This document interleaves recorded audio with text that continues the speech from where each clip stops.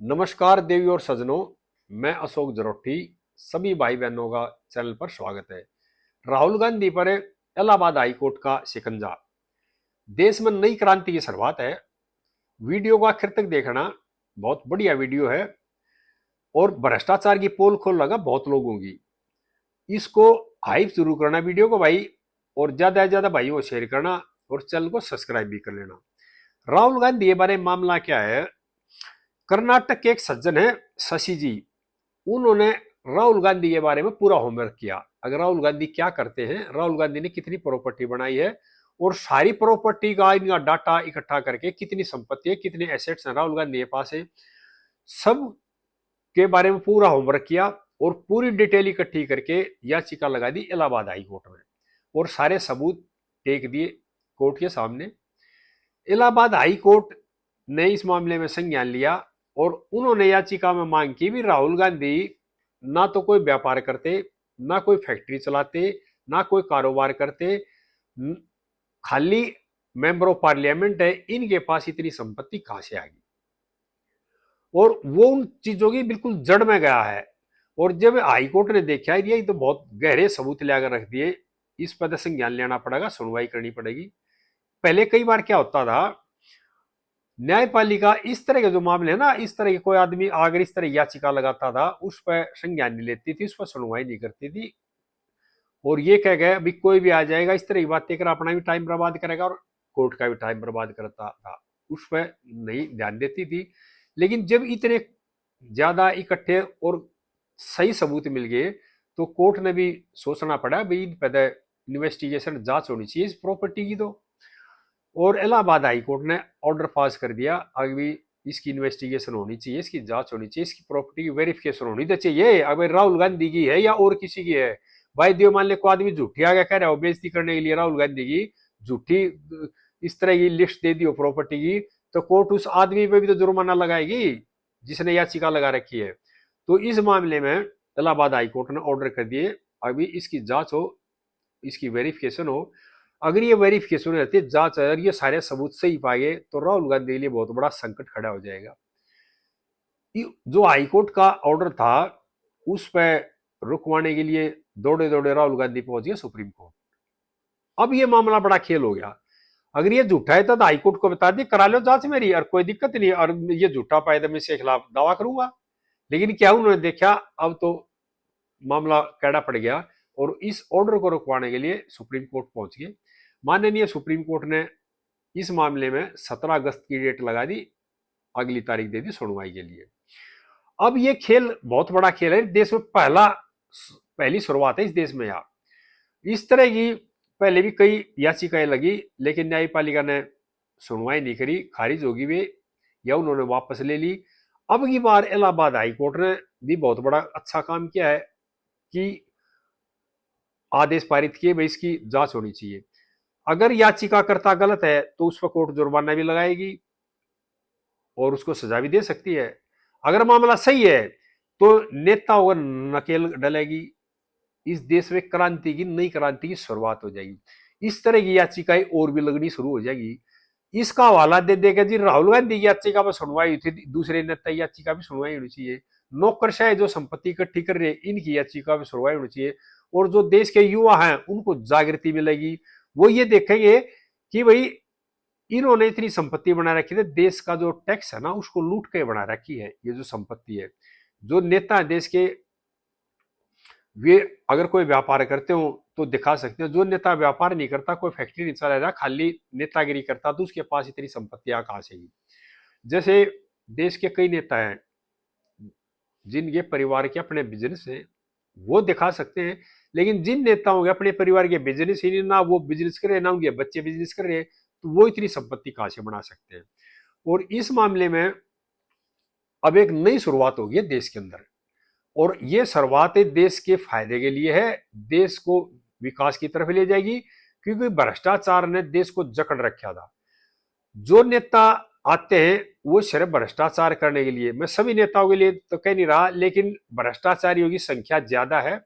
अब करीब 50% ऐसे नेता हैं, संसद में बैठे हैं, सांसद हैं, जिनके ऊपर आपराधिक किस्म के मुकदमे दर्ज हैं, और एक के मुकदमे नहीं, कई कई दर्ज है, रंगदारी के, करप्शन के, मर्डर के, इस तरह के मुकदमे भी दर्ज हैं, लेकिन वो भी नेता बन रहे हैं। कोर्ट ने सही संज्ञान ले लिया, शुरुआत होगी देश में, आगे और भी लगेंगी। मैं यहाँ एक बात और बताऊं, देश में ज्यादातर जो धन लूट रहे हैं ना, वो एक तो पॉलिटिशियन है, करप्शन करके जो धन लूटते हैं, एक ब्यूरोक्रेट्स हैं, और न्यायपालिका में जो न्यायाधीश हैं वे हैं। तीनों जो सिस्टम है, ब्यूरोक्रेसी में भी, पॉलिटिशियन भी और न्यायपालिका में, सभी के लिए नहीं कह रहा, लेकिन भ्रष्टाचारियों की संख्या ज्यादा है। जैसे अब ये राहुल गांधी शुरुआत होगी, अगेनी में मामला सही फिट बैठ गया, सजा होगी, तो आगे मायावती भी गिरेगी, अखिलेश भी गिरेगा, लालू भी गिरेगा, और जो कई नेता हैं वो भी गिरेंगे, जो कई आईएएस आईपीएस हैं, आईआरएस है, उनके खिलाफ भी ऐसे जाएंगे, भ्रष्ट जो जज है उनके खिलाफ भी ऐसे याचिका लगाएंगी। पहले मैंने एक वीडियो में कहा था देश के युवाओं से, अगर आप ये गलत रास्ता अपनाते हैं ना पैसा कमाने के लिए, इसको छोड़ दो, आप अच्छा रास्ता अपनाओ। अच्छा रास्ता क्या है? देश के जितने नेता हैं, देश के जितने ब्यूरोक्रेट्स हैं, और देश के जितने न्यायाधीश है ना भ्रष्ट, उनकी संपत्तियों की छटनी शुरू कर दो। जिस तरह से कर्नाटका के जो शशि जी ने ना, इन्हें राहुल गांधी के बारे में पूरा होमवर्क किया है, इस तरह काम करो। और ये देखो हमारे पड़ोस में कौन नेता रह रहा है, कौन ब्यूरोक्रेट्स है, कौन न्यायाधीश है, उसने कहाँ कहाँ प्रॉपर्टी खरीदी है, और उनकी प्रॉपर्टी की डिटेल इकट्ठी करके इसी तरह की याचिका लगा दो या शिकायत कर दो।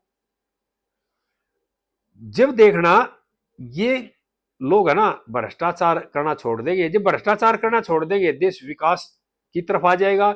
देश विकास की तरफ होगा तो बेरोजगारी खत्म होगी, भूखमरी खत्म होगी, तो सब गा भला हो जाएगा और देश उन्नति की तरफ भी जाएगा। लेकिन क्या है, हमारे नेताओं में, हमारे नौकरशाहों में, न्यायाधीशों में पैसा कमाने की एक भूख होगी, एक मानसिक बीमारी होगी। जिसके पास एक कोठी उसको दो चाहिए, दो होगी तो चार चाहिए, चार का वाले को आठ चाहिए। दिल्ली मकान है तो देश के हर शहर में चाहिए, हर शहर में हो जाए तो विदेश में चाहिए। इस तरह की एक जो मानसिक बीमारी लगी ना वह भ्रष्टाचार की, इससे इनका पेट नहीं भर रहा है। और ये देखना भाई, मुलायम सिंह जी राजनीति में आए थे, साइकिल पर प्रचार कर रहे थे, अब इनकी संपत्ति देख लो परिवार की नहीं की, या उनकी दादा लाएगी। मैं मेरी तो यहाँ एक और भी मांग है देश की जनता से और देश की न्यायपालिका से और मोदी सरकार से भी, कि दादा के टाइम से प्रॉपर्टी की वेरिफिकेशन शुरू कर दो। अब इसके दादा के पास प्रॉपर्टी कितनी थी, जब इनके घर से ये आदमी राजनीति में काउंसलर बनाया या सरपंच बनाया, मेंबर बनाया, एमएलए बनाया, एमपी बनाया, उसके बाद किस ग्रोथ से स्पीड से बढ़ी। जब उनके दादा के पास प्रॉपर्टी इतनी थी तो इतने साल में इतनी प्रॉपर्टी कैसे बढ़ गई। इस आधार पर अगर वेरिफिकेशन होनी शुरू हो जाए ना, और ये जेल में ठूसने शुरू हो जाएंगे भ्रष्टाचारी, तो देश का विकास अपने आप हो जाएगा, देश की गरीबी अपने दूर हो जाएगी, देश की भूखमरी दूर हो जाएगी, और देश की बेरोजगारी दूर हो जाएगी।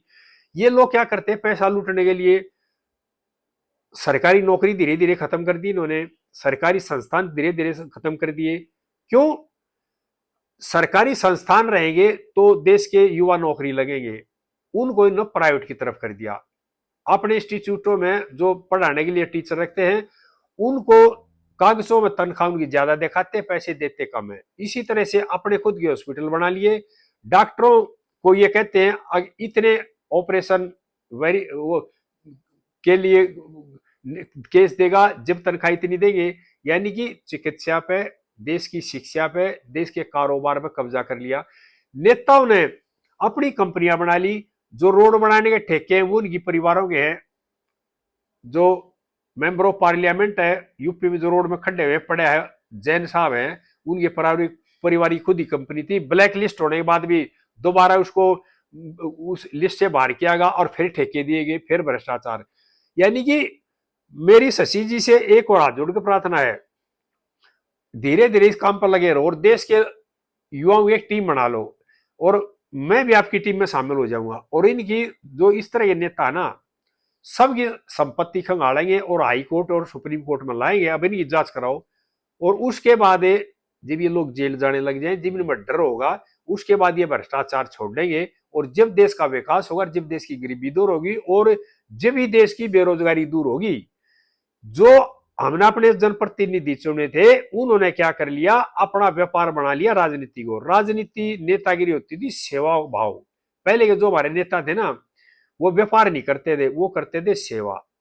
अब नेता क्या करने, राजनीति का उसमें व्यापार करने लगे। नौकरी लगाएंगे, वहां भ्रष्टाचार करेंगे, पेपर लीक कराएंगे, भ्रष्टाचार करेंगे, अपने आदमियों को पेपर बनाने में की टीम में लेंगे, अपने आदमियों के इंस्टीट्यूट खुलवाएंगे, उसमें अपना हिस्सा डलवाएंगे, अपने आदमियों को ठेकेदार बनाएंगे, अपनी कंपनी खुलवाएंगे, उसमें हिस्सा देंगे। यानी कि देश को चारों तरफ से लूटना शुरू कर रखा है इन लोगों ने, और ये बहुत अच्छी शुरुआत करी है। और इसी तरह से यही हालत देश के ब्यूरोक्रेट्स की, और यही हालत देश की जुडिशरी की है। गिने चुने लोग ईमानदार हैं, राजनीति में भी, जुडिशरी में भी, नौकरशाहों में भी। और तो और देश के मीडिया बंधु है ना, वो भी हिसाब करते हैं, वो भी बात करते हैं उसका सतर देख करके। यानी कि जो सच्ची बात तो वो भी नहीं करते, वो भी देखते हैं कि माल कहां से मिलेगा, उसी आधार पर सवाल जवाब करते हैं, उसी आधार पर डिबेट कराते हैं। ये देश के लिए खतरे की घंटी है। लेकिन शशि जी ने जो पहल करी ना, ये बहुत अच्छी पहल है। और ये देखना कि ये पहल किस तरह का रंग लेगी आगे, और जिस तरह से देश के जो भ्रष्टाचार ही वे नंगे होंगे ना, उसके बाद देश का सुधार होना शुरू होगा। और दोबारा मेरी हाथ जोड़ गए माननीय प्रधानमंत्री जी से ही प्रार्थना है कि भ्रष्टाचार में फोकस करो। जिस तरह जो जंजी उठा रखे, जो भी है सारा मामला भ्रष्टाचार है। भ्रष्टाचार की जड़ इतनी गहरी होगी कि आपके इर्द गिर्द बैठने वाले मेंबर ऑफ पार्लियामेंट वो भ्रष्टाचार में पूरी तरह लिप्त हो गए, उन्हीं कंपनियां ब्लैक लिस्टेड होगी, फिर उसको ग्रे लिस्ट में डलवा करके फिर ठेके दो और फिर घोटाले करते हैं। इन पे बहुत ज्यादा ध्यान देने की जरूरत है। सभी देशवासियों से अपील है, इस वीडियो को ज्यादा ज्यादा शेयर करें भाई, और भ्रष्टाचार के खिलाफ आवाज उठाओ। भ्रष्टाचारी की संपत्तियों का डाटा निकालो और उनको बेनकाब करो, जब देश का सुधार होगा। जय हिंद देशवासियों।